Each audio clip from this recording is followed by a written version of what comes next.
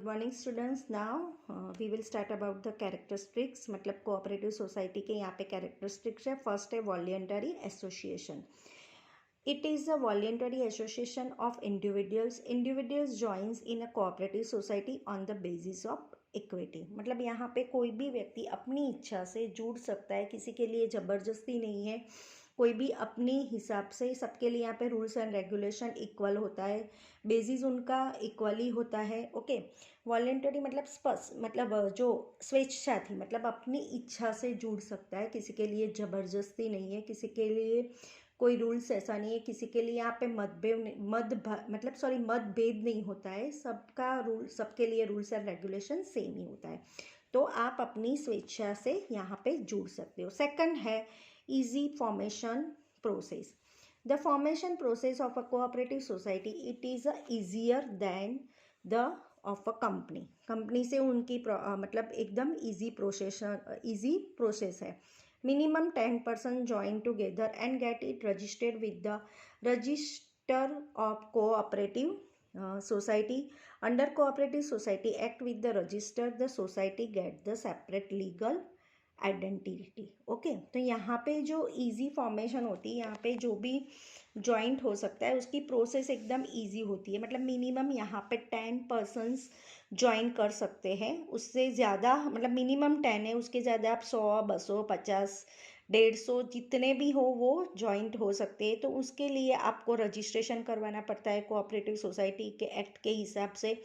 And registration करने के बाद आपको सेपरेटली लीगली आइडेंटिटी उनको देनी पड़ती है कि आपने ये ज्वाइन कर लिया है। ओके, यहाँ पे गवर्नमेंट में आपको फॉर्म भरना होता है। फॉर्म भरने के बाद रजिस्टर करने के बाद जो भी होता है, मतलब जो प्रोसीजर होती है आपको पूरी करनी होती है। थर्ड है यहाँ में equality of members. Members have equal right and equal opportunity in the cooperative society. There is no distinctions among the members due to capital investment और फॉर एनी अदर रीज़न। मतलब यहाँ पे मेंबर्स के लिए जो भी राइट होता है वो इक्वल होती है, सबके लिए अपॉर्चुनिटी भी इक्वल होती है, सोसाइटी के लिए भी इक्वली होती है। मतलब ये कोऑपरेटिव सोसाइटी के मतलब यहाँ पे कोई मेंबर्स अपना जो भी कैपिटल इन्वेस्टमेंट करना होता है फॉर एनी अदर रीज़न, सबके लिए रूल्स एंड रेगुलर होता है जो इक्वली होता है सब मेंबर्स के लिए, किसी के लिए अलग रूल्स एंड रेगुलेशन होता नहीं है।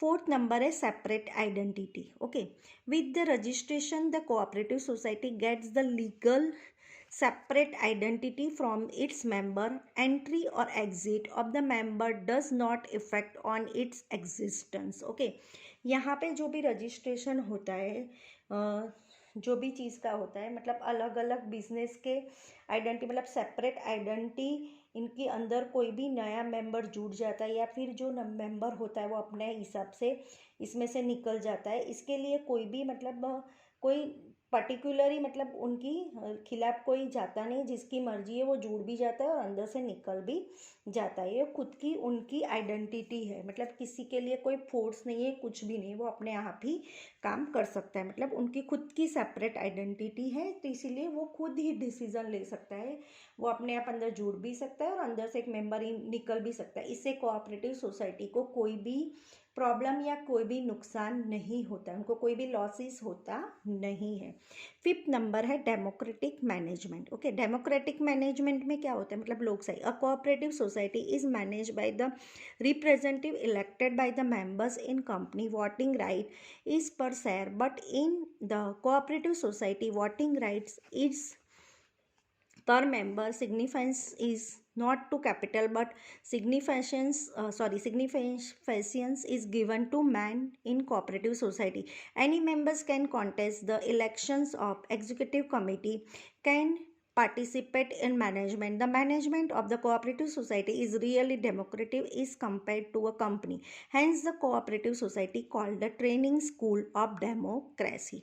आपको पता ही होगा, हम भी जब भी हमारा एक डेमोक्रेटिव मैनेजमेंट होता है, जैसे गवर्नमेंट में हम लोकशाही बोलते हैं, जो पर्सन मतलब पब्लिक जो भी वोट देती है उसी के हिसाब से हम अपने राज्य का कोई भी मतलब जैसे होता है चीफ मिनिस्टर वगैरह को चूज़ करना होता है, जो भी करना होता है वो पब्लिक अपने आप गवर्नमेंट के लिए, जो गवर्नमेंट में जो होता है उसी के हिसाब से हम वोट देते हैं और उसी के हिसाब से चूज़ करते हैं। हमारे चूज़ करने के बाद ही वो सिलेक्ट होता है, वही हमारे देश पे या मीन हमारे स्टेट में जो भी चूज़ करने के बाद जो भी आता है तो हम खुद ही वोट देने के बाद चूज़ करते हैं। ऐसे ही यहाँ पे भी कोऑपरेटिव सोसाइटी में खुद का अपना एक वोट एक ही व्यक्ति के लिए होता है और वो खुद अपना वोट जिसको देना चाहता है, सबके लिए रूल्स और रेगुलेशन सेम ही होता है। वो अपने लिए कोई भी मतलब उसमें कोई वोट जो देता है सबको इक्वली राइट मिलता है। मैनेजमेंट का ये सिस्टम चलता है, जैसे यहाँ पे मैनेज गवर्नमेंट का जो होता है वो उसका सिस्टम होता है, यहाँ पे मैनेजमेंट का सिस्टम के हिसाब से हर एक मेंबर को अपनी मतलब खुद की पहचान मतलब खुद का डिसीज़न लेना पर्सनली मतलब वो खुद ही डिसीज़न ले सकते हैं। इसके लिए कोई उनको फोर्स या कुछ भी नहीं कर सकता है। इसमें कोई रिलीजियन या वगैरह कोई का भेदभाव मतभेद कुछ भी इसमें देखा नहीं जाता है। वो खुद ही अपने कोऑपरेटिव सोसाइटी में खुद ही डिसीजन ले सकते हैं। उसको बोलते हैं training of democracy. Okay, hence the cooperative society school called a training school of democracy. मतलब वो खुद ही अपना मैनेजमेंट करता है और खुद ही अपनी साइन मतलब सिग्निफिकेंस ऑफ द कैपिटल मतलब जो भी कैपिटल होता है उसके लिए जो भी चूज़ करना होता है वो कोऑपरेटिव सोसाइटी खुद ही डिसीजन लेती है अपने वार्ड के आधार पे। जो भी वार्ड के हिसाब से जो भी मेंबर बनता है उसको सिलेक्ट करते हैं। 6 a main motive of service. The main objective of cooperative society is to serve member profit.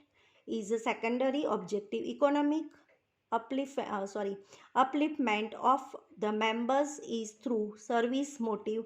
Cooperative society attempts to raise the living standard of the members and make them self-reliant. Example, the aim of customers cooperative society to provide the goods of proper quality at the fair price. Okay, यहाँ पे उनका main motive क्या होता है? Service देना, not profit कमाना। Secondary option है profit कमाना, पर फर्स्ट उनका मोटिव क्या होता है? सर्विस देना। मतलब उनको सोसाइटी का मेन मोटिव होता है सर्विस देना। सेकेंडरी ऑब्जेक्ट होता है उनका प्रॉफिट कमाना। मतलब economic upliftment the members through the service motive उनका मेन मोटिव वही होता है।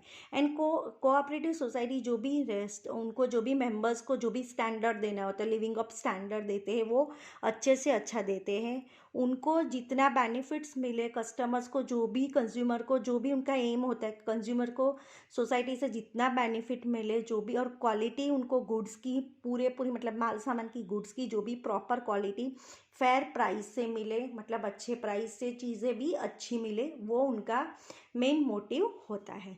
7 नंबर है fair distribution of profit. In spite of motto of service is that the excess of income, the profit is distributing among the members of society subject to the provisions of law. Residual profit of utilized for the welfare of the member of society.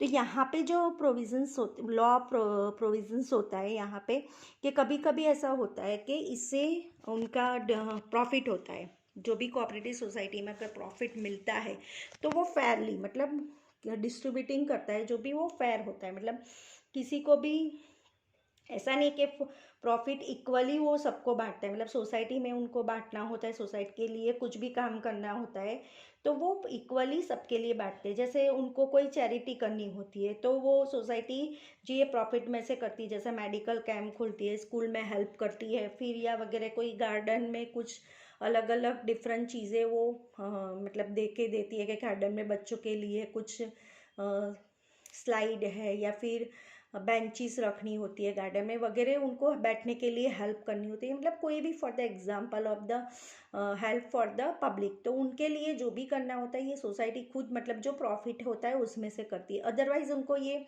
Profit से ये काम नहीं करना है, तो जो भी profit उनको मिलता है उसको इक्वली सब में मतलब जो भी मेंबर्स होते हैं उनको इक्वली वो डिस्ट्रीब्यूट करते हैं। मतलब किसी के लिए मत भेदभाव कुछ भी उनके लिए रहता नहीं है।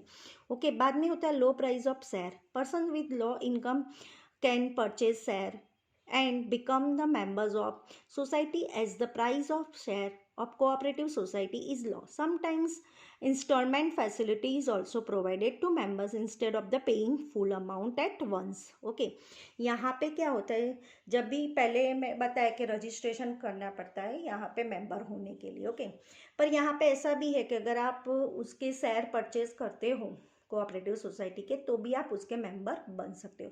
और ये ऐसा ज़रूरी नहीं, मतलब कोऑपरेटिव सोसाइटी के शेयर्स की प्राइस ज़्यादा होती है, minimum 100 rupees 200 rupees, other more than 1000 rupees, उससे ज़्यादा उनकी प्राइस होती नहीं है.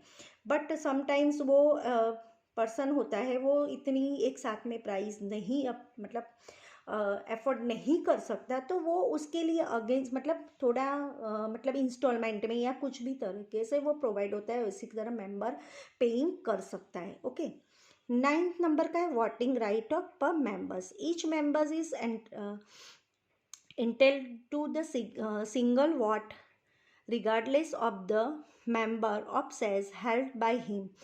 Representatives are elected on the basis of the principles of one member and one vote.